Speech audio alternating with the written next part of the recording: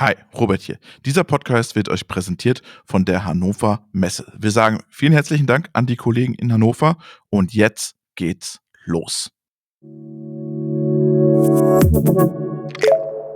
Robotik in der Industrie. Der Podcast mit Helmut Schmidt und Robert Weber. Hi, Robert hier.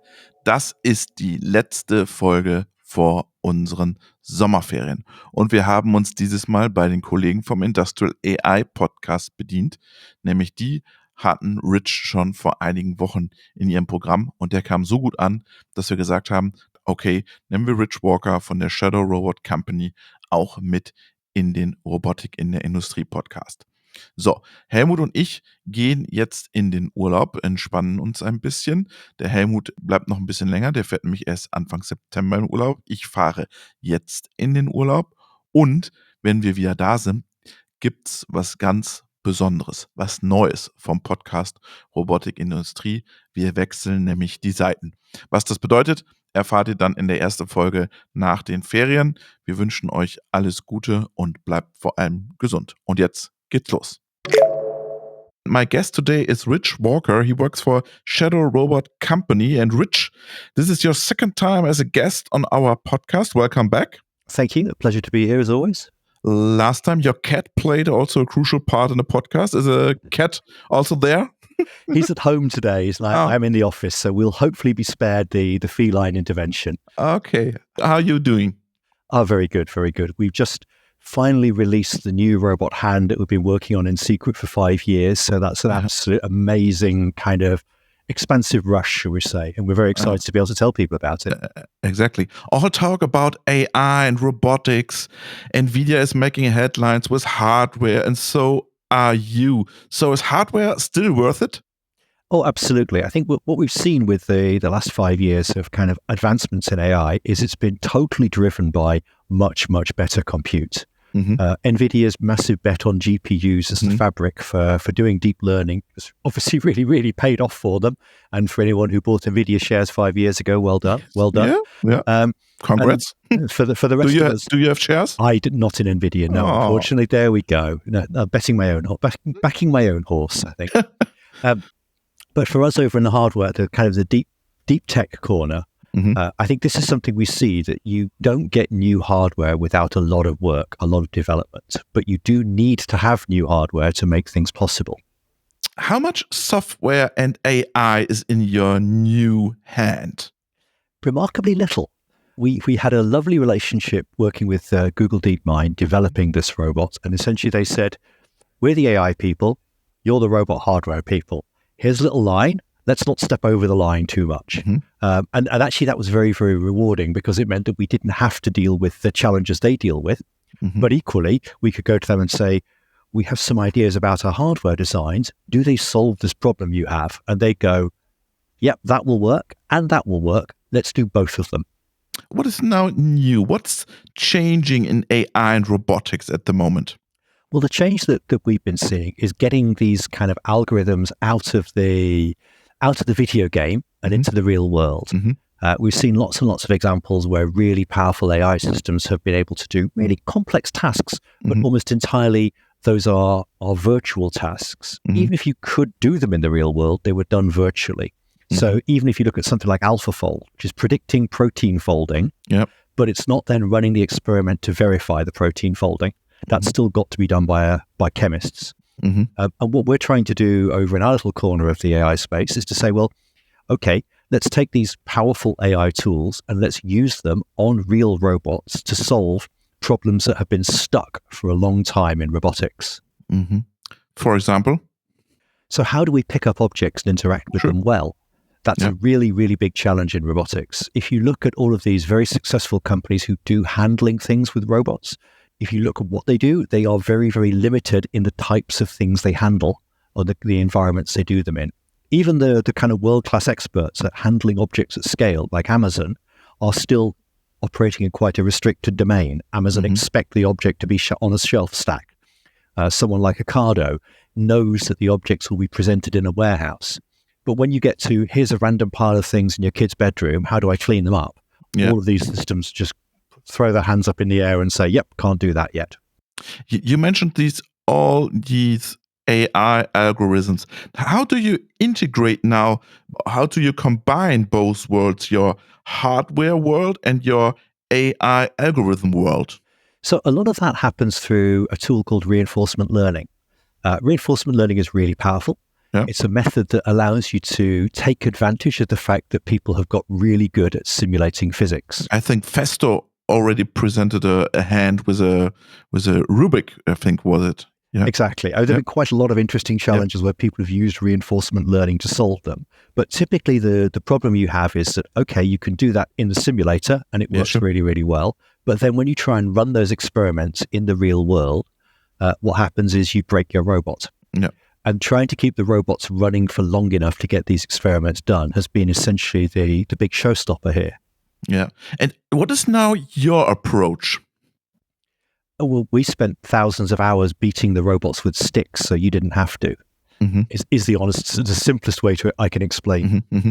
For the new hardware, we said, okay, what reinforcement learning does is it tries random movements and works out which ones are good quality movements. Mm-hmm. So we have to be able to survive that.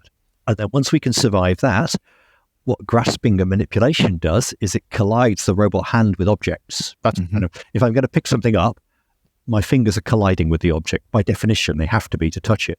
And traditionally in robotics, we avoid collisions. We say, oh, no, plan your path so you don't collide. But if you want to learn to handle objects well, you have to accept that collisions are going to be your bread and butter.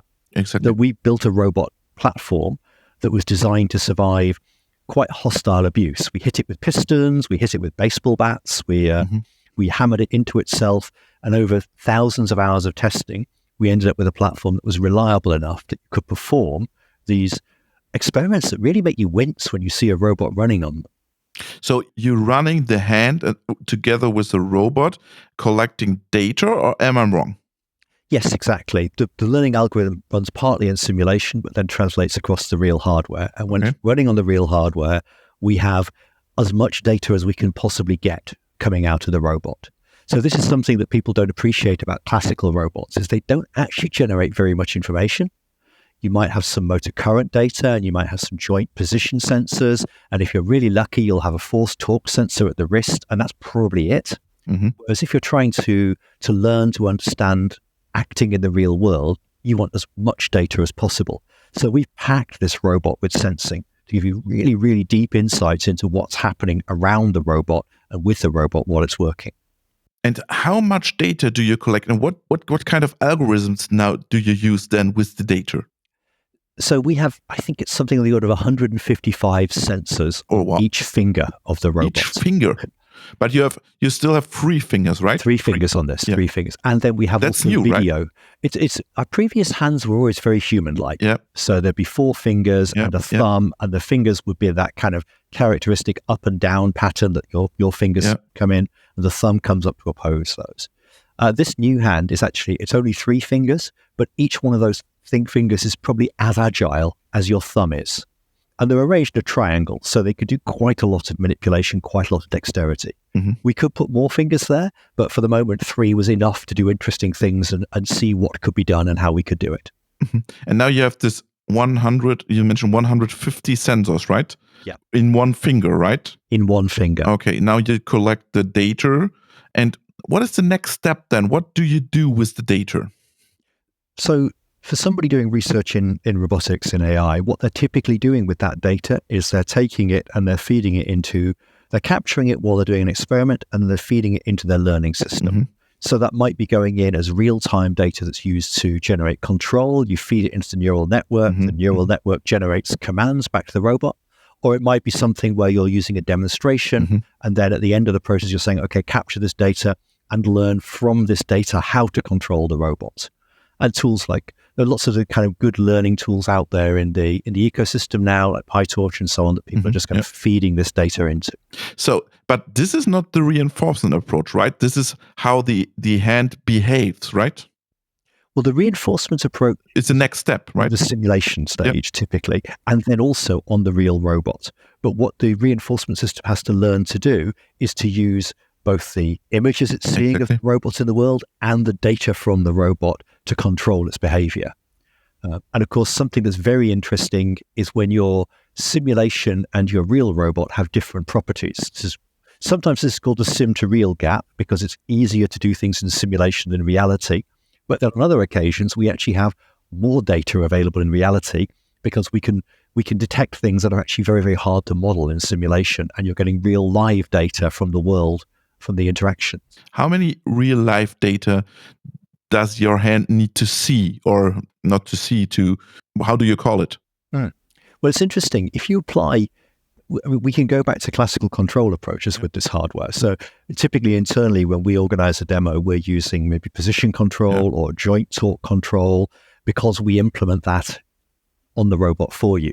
We're not trying to do the high-level learning systems, but if we are, or for people who are, they have all this extra data. So they have things like fingertip contact data, video streams from the fingers. There are IMUs, so you can measure vibration sensitivity. And then there are kind of the low-level information you expect, like the motor temperature and the motor current and things. Lots and lots of data, so you can you've got the ability to build a wealth of insight. Whether your algorithm ends up using it or not is up to you. Okay. Can you, because we already talked about your new approach, can you please share some technical key facts? Is it an update? Is it a total new design? Rich, some updates. We went right the way back to a clean slate for this because we said to ourselves, we built anthropomorphic hands in the past. We've done lots and lots of those. But actually, maybe we don't care about anthropomorphism. We care about dexterity and reliability. And that turned out to be a different kind of lens to look at the problem from. So we were able to start and say, all right, what would a reliable robot look like? And where we ended up is this idea that you have a finger, and the finger has 5 motors in it, and those 5 motors drive 4 joints. And so a technique called N+1 actuation. Sounds a bit weird. Why have the extra motor? Turns out the extra motor means that you're never going through a period of zero force on any joint. So you never have backlash, which is really, really cute. The small, subtle movements become much easier to do and much more kind of flexible. So we have this modular finger design. We designed some new sensor control architectures, some new buses, and we kind of built all that into this package. It's bigger than our previous hardware. One finger weighs a little over 1 kilo. It's a really quite chunky object, but it's very modular. So you can swap a finger in and out without needing to change anything in your experimental setup. And how fast is the hand to open and to close? It's embarrassingly fast. We have some video where we're just like, wait, what happened? It's like you can't quite see it moving. If you're running it in torque control, it moves very, very fast. The joint control setting limits it to 180 degrees per second on any of the joints, which is a open and close in a second without too many problems. Yeah. And how many Newton do you handle, or how do you provide for a fingertip? So we were looking at this and saying to ourselves, do we want to build a reliable robot or a strong robot? Yeah. And we could build a very strong, very reliable robot, but how big would that get? Yeah. And there's a certain limit which is going, this is starting to get silly. So the spec that we came up with was to be able to handle, I'm going to call them typical objects, a couple of kilos in the fingers. So a 3-finger robot will hold 1 or 2 kilos without any problems. And across the working range, anywhere in the working range, it should be able to exert 8 newtons at the fingertip. Okay. But what is your unique approach compared to other companies? I think part of this is one of those projects where you go, well, actually, there's a whole stack of things going on that reinforce each other in the design. So we stuck to traditional actuation in terms of you just using top quality electric motors because we knew that would be a really, really good approach. From Switzerland. Okay. It's always from Switzerland. It's always from Switzerland. Absolutely. If you're buying motors and gearboxes and you're not buying them from Switzerland, please let me know. Yes. But then in other places, we were able to go back and say, okay, what's the right approach for doing this? And then often there wasn't a right approach. So we said, what are the possible approaches? And then we build a test program and work out what gave interesting information, what gave good data, what gave good performance. And go back to the researchers at Google DeepMind and say, hey, we see that there are 2 or 3 ways we can do this. Which do you like? And they would often say, we like all of them. Okay. And then we'd have to go back and say, okay, how do we put all of them in there? And that's why there are 2 completely different tactile sensing technologies in the hand. I can order different tactile sensors. We have different sensors in different regions. So if you look at your fingers, you'll see in the middle and proximal phalanges, you've got this kind of fleshy pad that comes into contact with things when you grasp. Yeah. And there we cover those with lots and lots of 3-axis Hall effect sensors with magnets. So really nice sensing technology, gives you a really good understanding of contact and deformation. And of course, in a compact form, it can be made over the surface of the finger. But then at the fingertip, we have more space available. Mm-hmm. So there we have a new sensor we developed, which is based on a stereo camera pair pointing at a pattern of markers on the inside of the finger, which is squishy. And as you squish it, you can see these markers move around. And we found that that's so sensitive that we've yet to have anybody manage to touch the fingertip without being able to detect it in the contact. But it's robust enough to go up to people pushing as hard as possible, 70, 80, 90 kilos of load on the finger. So newtons of load on the fingertip without it being unduly saturated. They're very, very responsive. How do you achieve this technical accuracy of your hand? So in that case, it was by looking at our options and trying them. And sometimes we said, actually, we're going slightly too far here. So we had a previous iteration of that sensor, which was so sensitive, it was clear that it was going to be really hard to process the data from it. And there we backed away a little bit. So we just have a high frequency video stream running down the hand to analyze. But then in other areas, there was kind of very obviously after a couple of iterations, it was clear that there was an approach that was excellent. And we didn't need to go beyond that. We could see clearly that was the right approach. It gave us the data that we needed. It gave us the reliability that we needed. And we knew how to build it, most importantly. You mentioned DeepMind as your partner, as your customer, maybe. That's fine. That's a research company, a huge one. But Rich, how do you scale now your robotic hand? Well, the nice thing about a deep research organization is that they will often buy quite a lot of hardware. Yes. So that's nice from a kind of purely technical point of view, commercial point of view. Yeah. But what we're very interested in now is say, well, actually, what we've done is we've gone away and quietly over 5 years, we built a new category of robot hardware. What can be done with this new category of robot hardware elsewhere? Mm-hmm. What can you do when you don't mind if your robot hits things? What can you do when you've got the very, very high levels of dexterity and agility that a human hand has with reliability built into it? And what can you do with all this data that we're generating? So we're now going out and we're talking to the community and saying, how can we take this technology and how can we apply it into different places, different areas, different classical robotics challenges where so far no one's really used robots because they weren't quite good enough? Does this technology unlock good enough for you? So how do you see the development of humanoid systems? Is that the new trend you want to follow? There are lots of people doing humanoids. Yeah. I personally, we started out doing bipeds 25, 30 years ago. And we stopped because we realized that bipeds were too far away. Yeah. Now the world has changed. And, I think somebody pointed out to me that to build a humanoid from scratch takes 60 engineers a year. Mm-hmm. And it's almost quantifiable at that level. So we have some new technology. Is it potentially interesting for humanoids? Oh, I'm sure it is. Is it interesting for anyone else in the robotics community? Yes, I think so as well. But you mentioned 150 sensors. That sounds very, very expensive for, I would say, common robotics applications. It's true that we've done what Shadow always likes to do, which is to build the thing absolutely at the top of the mountain. Yeah, that's kind of where we always like to start. Are there simpler things that could be built? Oh, I'm sure there are. Are there ways to adapt this technology to be more general purpose? I'm sure there are. What we found very interesting was when we ran the hardware through our pricing model, it actually came out cheaper than our old hand. Okay. It's just a surprise. How do you do that? It's to do with the fact that the engineering was designed from the ground up for repair. Okay. And that turns out that repair and manufacturing in the first place are remarkably similar places. So something that's very fast to repair is something that's easy to strip down and put back together again. And that means it's pretty easy to put together in the first place. So do you talk to our gripper providers like OnRobot, Schunk or Schmalz, or are they competitors and you don't want to talk to them? Historically, we haven't, because we've just been operating in somewhere that's a very, very distinct location. Yeah. But now we are talking to more people who say, well, we have these products that we currently use. How does your new system fit into that landscape?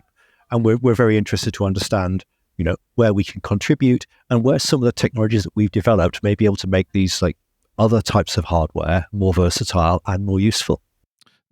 I want to come back to NVIDIA at the beginning, because the CEO says without AI in the design phase, and they won't get any further. What about you and your hand? It's interesting that we didn't really use any AI in the design process. But you collected during the testing, right? Well, because what we were able to do was to essentially take some very bright people and lock them in a room and say, don't come out until you've got something that works. If you can afford that approach, it's a great one to take.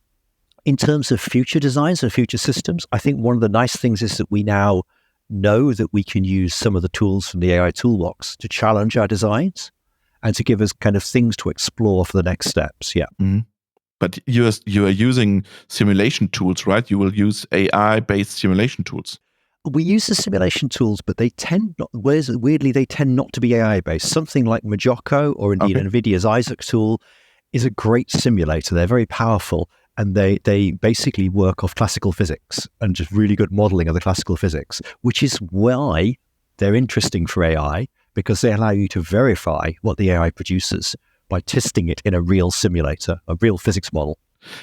What is now possible with your hand? What are the plans of DeepMind? What they want to do? They want to do reinforcement learning with the hand. What else is possible with the hand? I would love to know what they want to do. Honestly, it's we've been through this really great relationship where we built stuff for them and they went away and they came back and they said that won't work because, and we said why not? And they said because.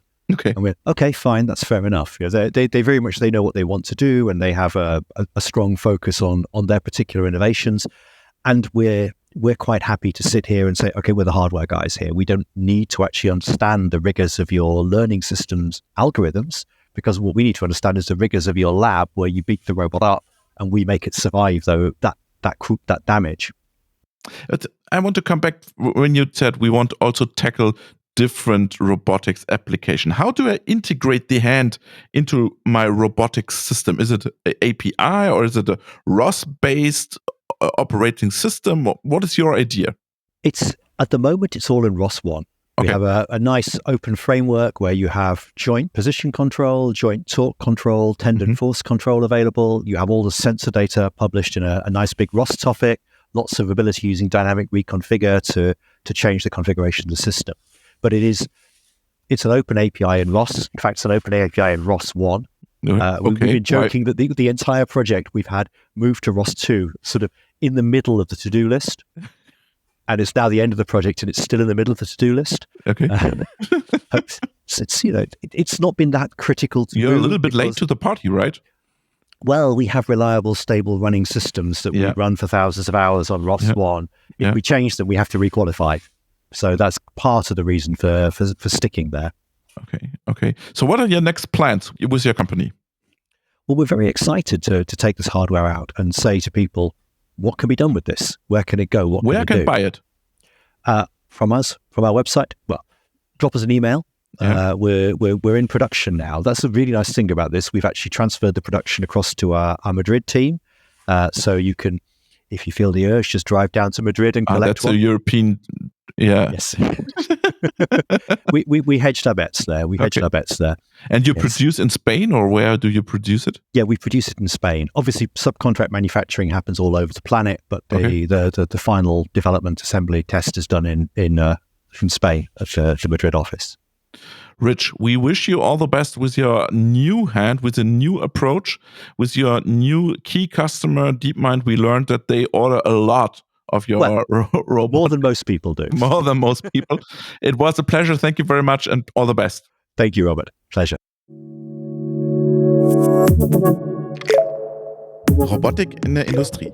Der Podcast mit Helmut Schmidt und Robert Weber.